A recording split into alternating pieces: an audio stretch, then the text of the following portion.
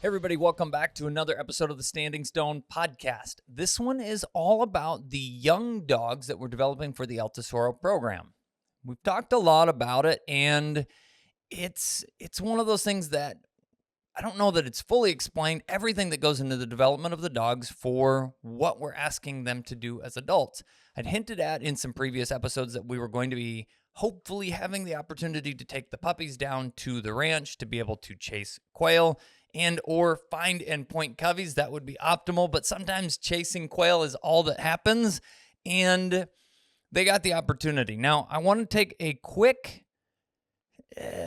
moment here to just roll through kind of what their experience has been over the last 1 to 2 years. Now, I know that sounds like a good amount of time, but our development of the puppies are much like you see in any of the series that we have. So if you followed along with any of our courses, or if you just followed along with our step-by-step series that we put together with any of the dogs over the years, that's the beginning progression. We do obedience work, then we do bird and gunfire work, and then we do field work, and we mesh through all of those pieces to ultimately their first hunting season, okay? Some of the young dogs that we have had the opportunity to then roll with me up to the Dakotas. That starts with sharptail and prairie chickens, and then we move from sharptail and prairie chickens to ditch chickens or pheasants, and they get the opportunity to hunt wild birds in a number of different environments and a number of different time frames, multiple trips. It's a lot to develop these young dogs to be able to truly understand and be able to do what we ultimately are going to ask of them as adults, which is have the ability to travel, have the ability to find wild birds and handle them extremely well, and do it to the highest level, which is steady to wing, shot, and fall. Yes, every single dog on the ranch is steady to wing, shot, and fall, handling much the same as a versatile champion, a utility prize dog, and most of them also are, or master hunter. They have to find and point birds, stand through flush, shot, and fall, as well as back the other dogs, and then retrieve to hand. Now, those retrieves are mismatched, if you will, or mixed up essentially with who's getting the retrieves based on what happens. We have the English cockers running around in the quail fields, and then on wild birds, you don't really need the cockers as much because the wild birds are flushing long before we can even put a cocker on them, essentially, because they're wild. So in this development of the young dogs, we get the opportunity to take them to the ranch for a short trip. Jokingly, I kind of said, I want to bring them down and run them around until they can't run anymore. And that's because the cover, and I actually took some video or some pictures here. I have a few of them that show some of the different things that the dogs run into. There is a lot of thorns. There's a lot of brush and habitat that makes it very hard for the dogs to be able to keep up. So my expectation is these young dogs are going to run around like puppies do, crash through everything that they're not supposed to, and then end up in a zone where they ultimately can't keep up anymore. So I've got some pictures here of the tailgate checks that we did that show, specifically in this one, Pocket getting a giant thorn, and then also it looks like Dual as well, as I can see her leg, a giant thorn being removed from her pad, and her arm, and one was stuck over their eyes. And so it's all of these things. It's dangerous country, and the young dogs taking time to learn what that country is can put them in a position where they're going to injure themselves. Not that any dog couldn't, but they're more prone to it due to the fact that they're young and not experienced with the environment. So I, again, jokingly said, we're going to run them till they can't run anymore. And on top of all of those things, it's relatively warm. Now, we were coming out of fairly cold temperatures, some of it as cold as in the 10s to 20s degrees below freezing. And we're going down there into the highs in the mid to upper 70s at times, depending on the exact day and cloud cover and all of those things. So it's always it's a crapshoot, if you will, essentially on what the weather will be, because we have to plan these things out ahead of time. So I took the dogs down, and I had the opportunity to find with them 20 coveys of quail. Yeah, the puppies found and pointed 20 coveys of quail in 3 days of hunting. Now, 3 days of hunting down there were just early mornings. So I would say realistically, we probably put in approximately three and a half, maybe 4 total hours of running over the course of those 3 days. And the brunt of that was on the first day because we had the best temperatures, but not necessarily the best conditions. I've got some videos here that should be able to show the first morning that we went out. We're driving around here and there is just a thick, thick fog. You can't hardly see maybe more than 100 yards at the most. And then you can see here the dogs are running around. They're definitely loving it. Temperatures-wise, everything else conditions-wise looked really good. But they are in that heavy dew environment and the heavy fog environment. And that changes what the quail are going to do. So they weren't necessarily as predictable as what we would have hoped in the beginning. But we can show here, this fog just continued. I mean, this one was at 7:30. And then here's just an example of some of that brush that I was talking about and the thorns that we did end up. I mean, this is the cover of the dogs that are running through, crashing through. If you look back at that other video, they're crashing through that cover, and this is what some of it looks like. Here's a tide on it. And then this one here, let's go. This one's at almost 8 o'clock. Again, still just thick, thick, thick fog. And granted, that was a big part of, on that first day, what was saving our biscuits, if you will, because the second that sun pops out, it gets hot pretty quick. But they are definitely loving the weather. It just changed where the quail were at that morning. Now, as we progress through this, we've got another, dogs got birdie. They just never pinned anything down, which also isn't to be that unexpected. This would be the first time that almost every single one of these dogs has been on quail. And the list of dogs here, I'll get into that came down with me would have been, can I put them in a better order than what I have here? Nope. Let's go Duel, Dusky, Quinn, Riot, Smoke, which Smoke is a full brother from the next litter out of Piper and Doc to Quinn. But then we also had Jinx, Mags, and Puckett. And Puckett and Dusky are sisters. Dusky's actually owned by Charles and Annie. And that was the total list of dogs that came down with me. They had a lot of fun on these runs. And this first day, I actually kind of broke the dogs out into two groups. I put the girls together essentially, and then I say the boys, but it wasn't the boys, it was girls and boys for this second split. It was kind of the more experienced dogs and the less experienced dogs. And a big part of that for me initially was I want the experienced dogs to go out and work and do something. And by experience, they still haven't hunted quail before, but they were all in their second season essentially. So I put Dusky and Duel and Mags and Pocket together. They hunted probably the most. Every single one of them got the opportunity to hunt wild birds. And I think Dusky has hunted quail in Kansas. So, and a couple good trips where she really got into some stuff. So it's one of those things that they've all had a little bit of experience in the quail department, but more experience overall in that group of dogs that came down were those girls. So we had the girl run. They ran first the first morning, and it was, let's kind of run them until we make a big loop and come back to the quail rig or the truck and trailer in this situation. And they did really well with it. They got the opportunity to run quite a bit, again, hoping that the more experienced dogs were going to go out and find stuff. And they hunted, and they got birdie, and nothing kind of came of it. And it is a little bit of what I kind of anticipated could happen, but also it's not what you expect. Hopefully you go down and everybody does everything perfect and it looks awesome, but they did a lot of running, not a lot of finding to begin with. And then right at the tail end, we're getting close back to the truck, and then this happens here, and we come up to Duel on point. She found the first covey on the ranch, and Looks really, really good doing it. Everybody is stopped up here. In this whole video, you can see we make the progression. I walk in. I'm like, come on, be a covey of quail. Let's go.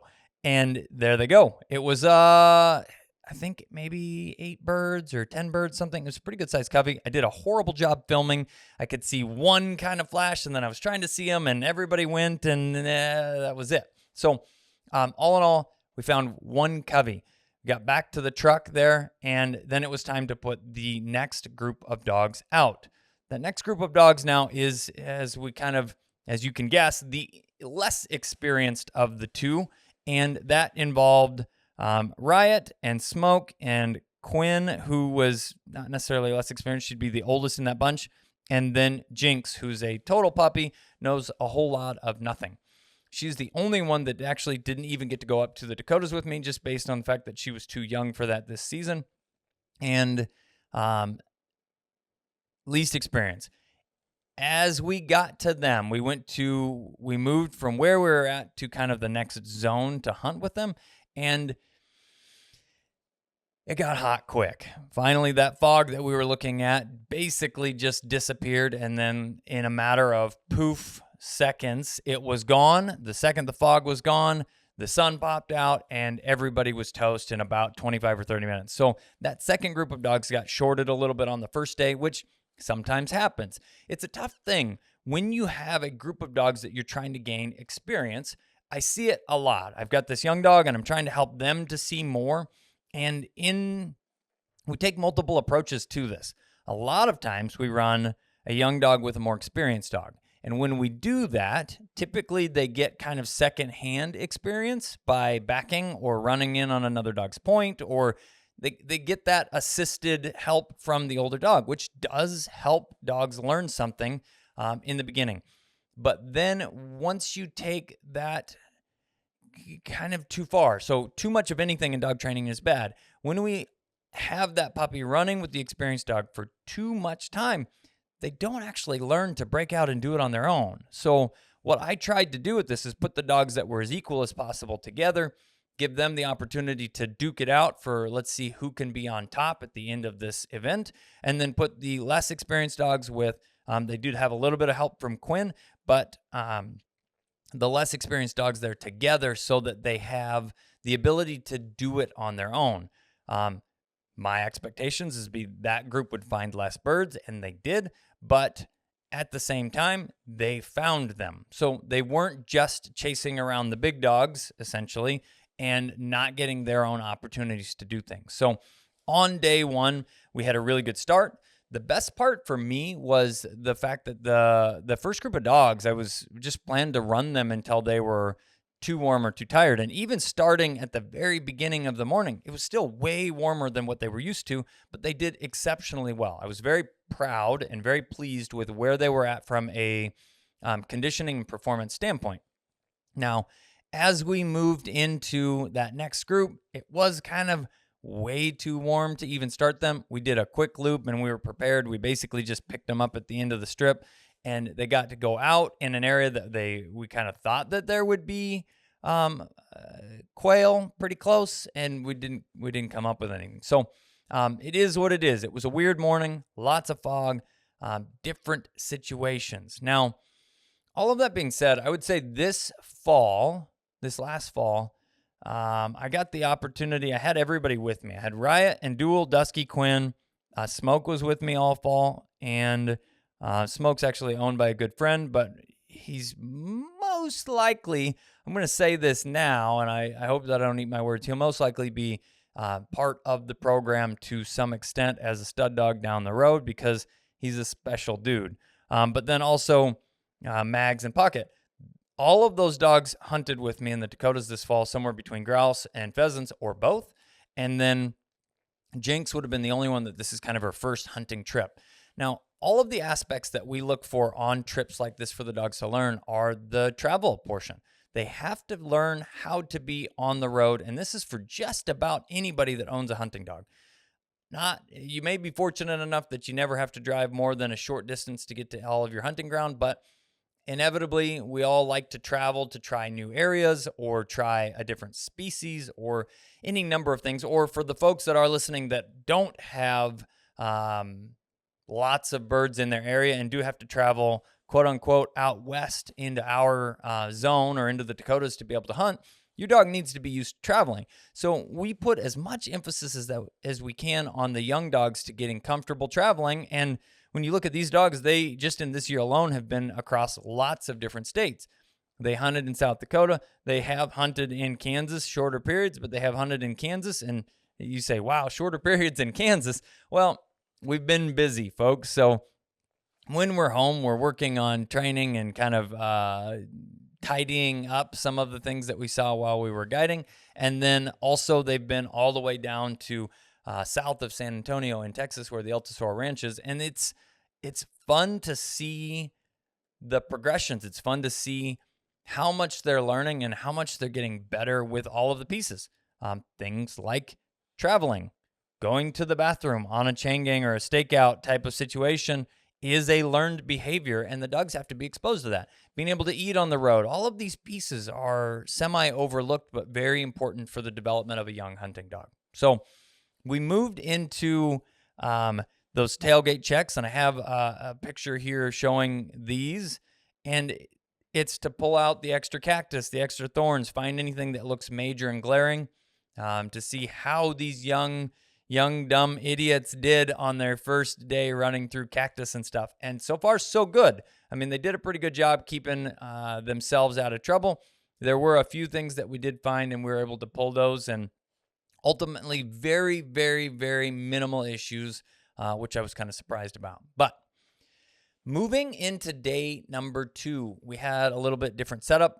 It was clear. We didn't have the issues with the fog. We didn't have the issues with the mostly fog and dew basically in the morning from rise in humidity levels. But we ran the groups in reverse. So day 2, we came out with the quail rig instead of the truck and trailer. And in the quail rig, we actually had the opportunity to run the younger group first, and we walked for the first half. And so mine, I didn't mention this on day 1, we walked everything on foot. Now, our end goal with hunting wild birds on the property is to be able to utilize the quail rig, which hopefully in the future, I'll be able to do a video on all of the pieces that went into developing our quail rig there at the ranch to be able to hunt and travel around chasing wild quail on the ranch. But day 2, we loaded all of the dogs in the quail rig and hunted the group of young dogs first. Now, this was a different situation. They did absolutely fantastic, and it was like night and day difference. It's essentially as if the birds from the day before had just appeared out of nowhere. We started in these strips. You can kind of see the habitat change in the middle. You can see the habitat here. This is the thick brush. These are the cut strips, and these cut strips that we put in have native grasses and things that are more, it's quality habitat for the birds, as well as it's easier to hunt them in. Now, we run a light feed route that runs through them to kind of pull the birds out into the huntable cover, out of the heavy brush, and that is what we essentially ran the dogs on. Now, you can see these little dots everywhere. Some of them are mine. Some of them are from the other before. These pink ones or pinkish purple ones, essentially, they show that we found a covey of bobs, and then another covey of bobs, and then another covey of bobs, because that's all we found on the strip. But I have them all marked out here that show where each covey was found. Now, the previous colored ones are where we found previous coveys. So these aren't new coveys. You can see some of these are relatively close together. So we found the same coveys multiple times in the same area, which is pretty typical, right? Bobs are fairly predictable. A guy told me a story one time. He said, every day I came home and I got my bird dog as a kid, and I went and walked past the mailbox, and there was a bush, and in that plum bush was a covey of quail, and I could count on them, and we chased them with the dog. So, I mean, it's for years and years and years, it has been what bobwhites are, is as long as conditions are reasonable, predictable. But that's the thought process, is that they are kind of homebodies. They stay in a general area. So on day 2, we started with the young dog group, and they flat crushed it. All right. So rolling through, Jinx actually had 1 find, Smoke had a find, Quinn had a find, and Riot had 2 finds. So Riot actually led the young dog group on day 2 and did a really nice job. They didn't find them all smashed on top of each other, but mind you, I think we hunted for maybe an hour and a half, less than 2 hours total time, and about an hour, hour and a half. And their loop there was probably 35, 45 minutes of that. They got the earlier loop that was a little bit longer. It started to warm up faster, and we just made this loop around here, and bing, bing, bing, bing, bing. There were all of the coveys of quail.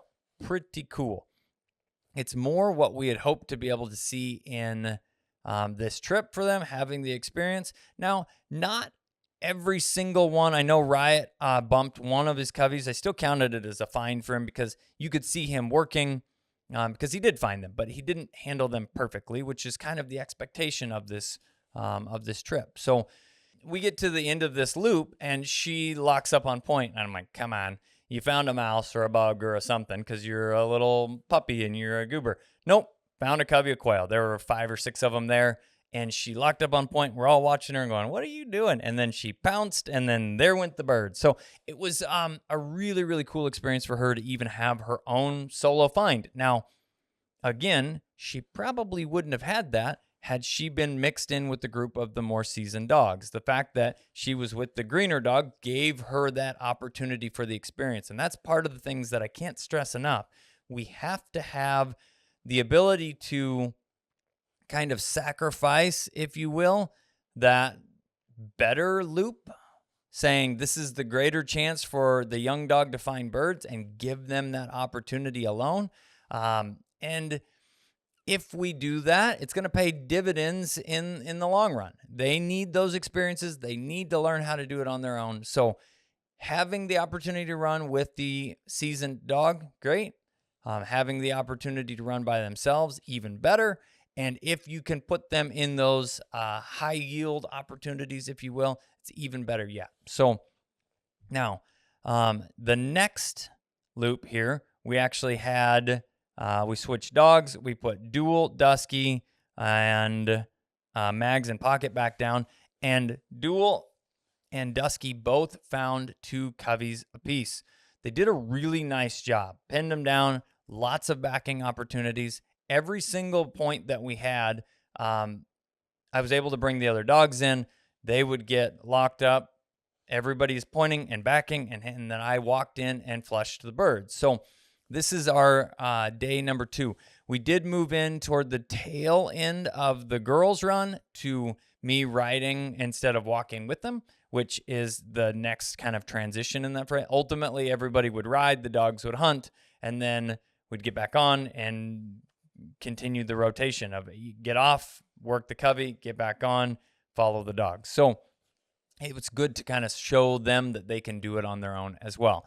So day 2, it was really, really good from a standpoint of more normal temperatures, normal conditions. And we started with the puppies, finished with the more seasoned dogs, and ended up with a total of 2, 4, 6, 7, 8, 9 coveys in a very short window, hour and, like I say, an hour and a half-ish, less than 2 hours. So really, really, really fun. Now, some of the people have critiqued this a little bit, saying, there's no way you can find that many coveys. And when you start to do the math, there's not a lot of time there. 90 minutes, 9 coveys, that's 10 minutes per covey, right? It's not very much time. But we're also not shooting birds. I didn't go into that yet. We're just finding and working coveys of quail, leaving them. We're not chasing singles. We're not doing anything else. So that allows us to move a little bit faster through that process. And there's a ton of birds, so it is possible to find that many. It's pretty insane when you think about, in day 1, we only found 1 covey. And in the next 2 days, we have a total of 20 total. So we found 1 and then 9 on day 2, and then we'll get into day 3 here. So day 2, I'm now in this zone where I feel like they've finished day 2. They've hunted hard again. Again, very impressed with the level of conditioning, the holdup that the dogs had essentially in their ability to navigate the tough cover as well as the warmer morning. They held out really well from a ability to withstand the heat. And it wasn't terribly hot, but still it's way warmer than they were used to. So not being acclimated to those temperatures, handling it fine. I didn't really feel like, wow, you guys are smoked instantly, which is kind of what I expected when we saw what the temperatures were going to be. But they did a really good job that way. And then more importantly, or more surprising to me, was how little they were affected by the terrain.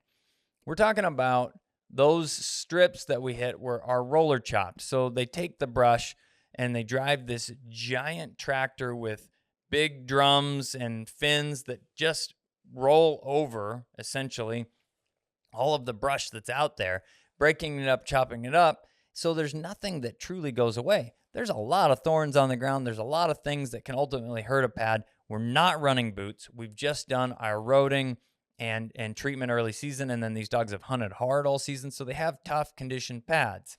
Now, they held up incredibly well. I have very little to show for the rough country. There's a handful of cactus picking sessions, which you just sit and find the little ones in their chest or their leg or whatever, but their pads held up extremely well. So very impressed after day 2. We not only found a lot of birds, way more than day 1, but the dogs have held up extremely well and handled the quail really, really well.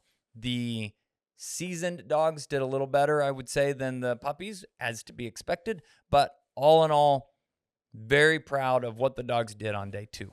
So as we move into day number 3, we set this up as much as it was possible to do it like they're going to do down the road. I want them to be able to run while I'm sitting, or whoever's handling this on the quail rig.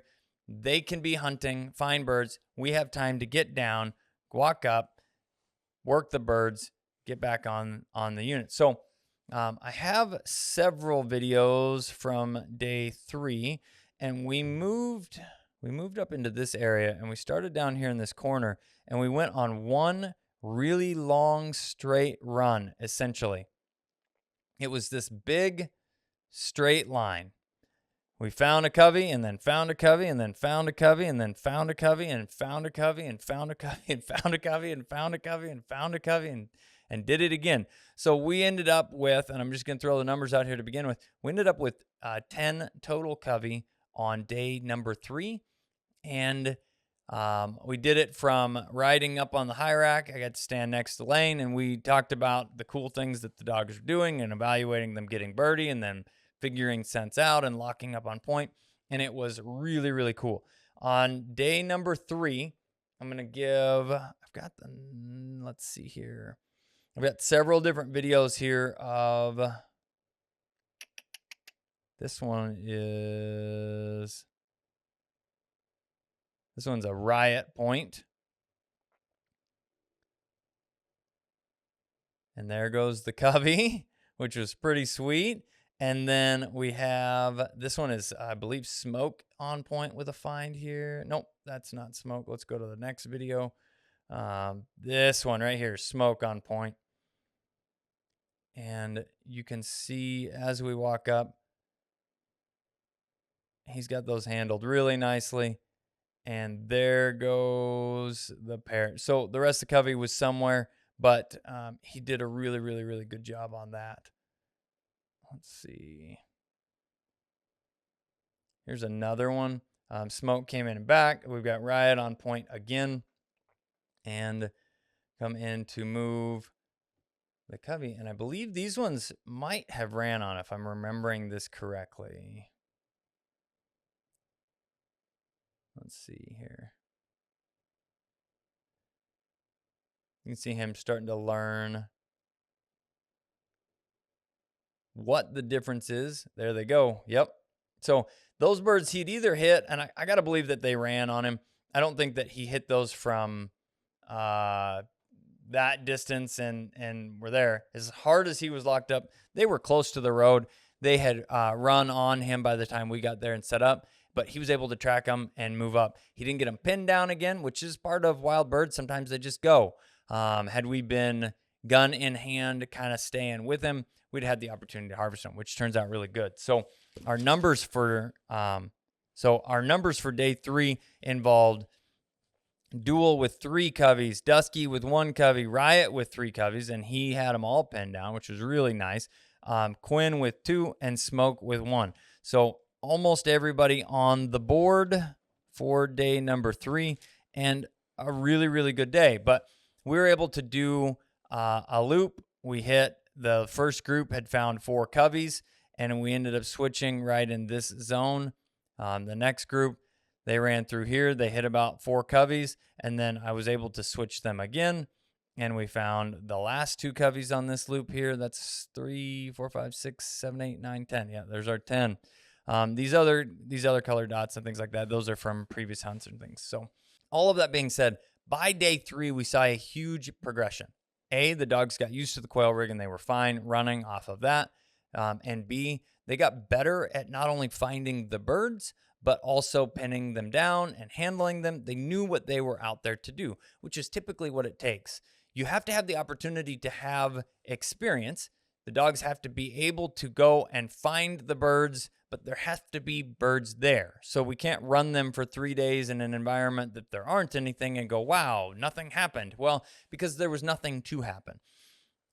Huge part in the development of what is happening in South Texas there at the El Tesoro Ranch is the insane amount of habitat work that has gone into the property has made it possible for these birds to thrive. There are more birds in that area. Weather conditions, quail populations all over Texas are growing, but to be able to find this many and hunt them like this is due to the time, effort, and energy put into maintaining the habitat designed for this hunting environment. So the quail need it, and the dogs love it, and I love it. I would say going from here, I'm very impressed. We have a couple of the dogs on this string that didn't find their own coveys, and this isn't a mark against them, but Mags had 0, Pocket had 0. They were right there with the dogs. So for me to give them 0 is kind of a rough score, but I feel like there were times where I know that they had locked up, both of them, and then we moved on, and then we ended up finding birds because of that short a zone. You know, we're talking about there might have been 30 or 40 yards, maybe 50 yards, but they weren't able to stay with that running covey per se, or something else could have happened. They did, however, back incredibly well. They saw the opportunities, they backed, they handled that portion of it really, really well, which is another mark in the plus category for them, where the other dogs didn't actually get that experience. And you may be saying, meh, backing, schmacking. But in their end goal here, our expectation is that they're going to be able to do all of these pieces, as well as do them to an extremely high level in a true testing environment. So being able to do it while hunting, being able to do it while testing, all of it is really, really good experience. And I could probably steal some of these and give them as divided finds. That would probably be closer to accurate, but I just did record the lead dog in each situation. So all of that being said, I'm very impressed with the entire crew. Again, we ended up with 20 coveys in, let's go. It sounds way better. 19 coveys in 2 days, but 20 coveys in 3 days, which the first day was kind of our struggle bus day with weird weather and things of that nature. So now, key takeaways from this. We get the opportunity to evaluate where each individual dog was at and what they're going to need help on, what they're going to need to work on in the off season, and how to best prepare them moving forward for the 2026 season. Duel, Dusky, Pocket, and Quinn. Maybe Quinn, it's kind of a fine line, but most likely those 4 have the opportunity to make part of the ranch string. If they're not 100% ready for that, they will be the leaders of my Dakota string. And in that standpoint, I got the opportunity to see, yes, they have the ability to handle multiple species of wild birds. We are tightening up things like retrieving, making sure that the backing portion of things is handling. And we will take those 4 dogs specifically, we will move them into steady to wing, shot and fall training. The ones that handle that really, really well are going to end up at the ranch this fall. The ones that say, I'm not necessarily ready for that, we have time and we can push them back into, yes, you're going to work on this all spring and summer, but you aren't 100% steady wing, shot and fall ready for November 1st when we head down there. So we're going to say next year you'll have the opportunity to go to the ranch. Now, everybody else on that, which would be Riot, who is just in his first season, also Smoke and Jinx, and who am I missing here? And Mags is in the younger category there. All of those dogs are going to be just tightening up retrieving work again, starting to prep, and everybody goes in the same boat, starting to prep towards some of the testing goals in the duck search department as well. Younger dogs are going to start to figure that portion of things out a little bit easier. Everything that we can teach these dogs while they're younger, which is a big part of why I want them to understand how to handle wild quail as puppies, so that they're not trying to learn a total new species that is kind of the peak of their the main point of their expectations as they become adults. I want them to learn it as puppies, and they had a really good opportunity to figure out a ton this fall. So they'll be all working on duck search work. We'll be doing a lot of marking drills. I find it's very important in that utility test to have dogs that are happy, excited, and confident handling ducks. So we'll be doing retrieving drills, marking drills that we throw bumpers. We also throw ducks. We'll be working through those pieces, then moving into duck search work, which starts with duck chases, then into actually having to go out and look for and find and retrieve ducks. And at the same time, we're incorporating the beginning stages of steadiness work. Not a lot of pressure. We do, just like on the videos that you've seen, stand, wing, stop to wing, stand, shot, stop to shot, stop to wing and shot in the yard. That's a pretty easy place to put those pieces together and start to bridge. Then we can utilize that to bridge the gap from that to what they are doing in the field. They kind of go back to basics in a sense. We start using pigeons again as we move into advanced work. That includes pointing pigeons in launchers. Except this time, they don't get to chase those pigeons. They have to stand steady to wing, and then we incorporate gunfire into that. And then the hardest step in that progression is when the bird actually comes down to the ground. So all of these pieces we'll be working on throughout the spring and summer. Most of them are completely done with the retrieving work. We have a few sessions left with Riot, a few sessions left with Dusky, but Dual, Quinn, and Smoke and Mags and Pocket are all done. Jinx is not quite ready to start, but she will be mid to early summer, so she will be completely done with her formal retrieving work coming into the 2026 hunting season in September with me. She's doing a really nice job as a young puppy, and I'm really excited to get her on the wild birds this fall in South Dakota. I think she's going to do a fantastic job with that. So this is kind of a fun update. I wanted to share some of the videos and the pictures from the trip, kind of show you a little bit of what the terrain looks like down there. We utilize Onyx Map for keeping track of all of this stuff, as you can see there. And I hope that you guys enjoyed this young bird dog ramble. And I think that's all I've got for today. So until next time, I'm the guy with the pink gun. We will catch you in the next video.